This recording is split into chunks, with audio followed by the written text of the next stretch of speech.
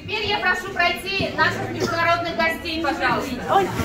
ازدحام تماشابینان برای دیدن نمایش برزو عبدالرزاقов، اما نه در تاجیکستان بلکه در شهر الماتای قزاقستان. این کارگردان تاجیک چند سال است که در این شهر کار میکند.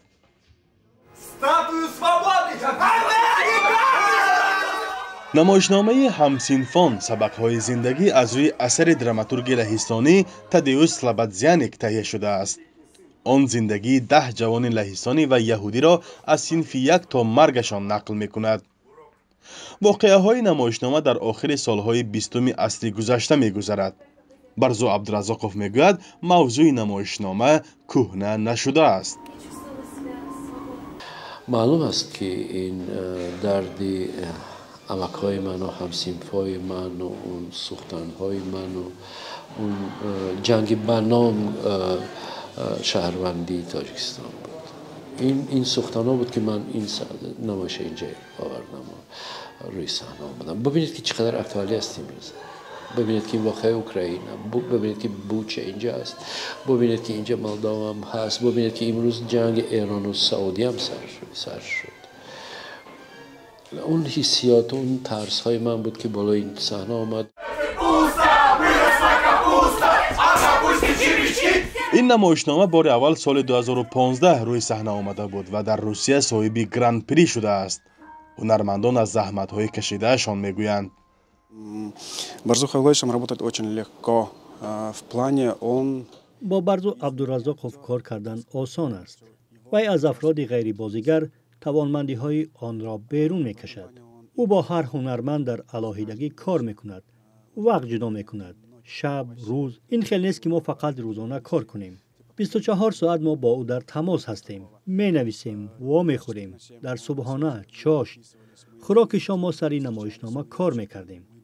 ما برای تهیه این نمایشنامه 40 روز داشتیم و برزو عبدالرزاقов در این مدت توانست با هر هنرمند در علاهیدگی کار کند. نمایش‌های برزو عبدالرزاقов چند سال است که در تئاترهای تاجیکستان روی صحنه نمی‌آیند. بار اخیر وزارت فرهنگ تاجیکستان برای روی صحنه آمدن نمایشنامه منقورد اجازت نداد. وزیر فرهنگ دلیل منع نمایش را دور رفتن کارگردان از متن اصلی و موافق نبودن به سیاست امروزه نامید. با چنین فضا در وطن برزو عبدالرزاقов مجبور است در کشورهای دیگر کار کند. میگوید به چنین وضع دیگر عادت کرده است. پیش از آب میکشم درست عزیزم، حاضر من پروا ندارم. خب در اونجا قبول ندارن اما در نیمی دنیا قبول دارن. امروز نمایش من اینجا است، پگاه در جشن صحنه است. فقط همین روزهای فستیوال قریب در 5 تئاتر نمایش من میرود. درست عزیزم، در توز میرود، در این امروز اینجا 2 نمایش من در تئاتر جشن صحنه. خب من از این چیز عذاب نمیکشم. هر چی که نمیخواد وطنی من این پروبلم وطنی من است برادر. اما میبینید که اینقدر فایده میرسد اینا به. میبینید که چقدر مردمی ازبکستان حاضر نازدن بودن. میبینید که از روسیه چقدر مردم آمدن، اینقدر با استودنت آغوش میکنن. قریب هر تئاتر میخواد که من نازش را هم کار کنم خودش. مگر این خوشبختی نیست؟ مگر این عذاب است؟ خب تا کی من میتونم بگم که برادر این وطنی من است، من باید قبول کنم؟ نه برادر.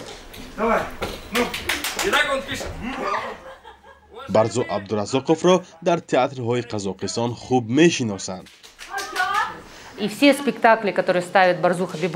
همه نمایش‌هایی که برزو عبدالرزاقов می‌ماندند در میان تماشابینان الماتا و در عموم قزاقستان زود محبوبیت پیدا می‌کند. برای آنکه همه وقت این نمایشنامه‌ها در سطح کسبی آماده می‌شوند، ترکیبی بدیعی خوب دارند و همیشه در سطح عالی بودند. На высочайшем уровне.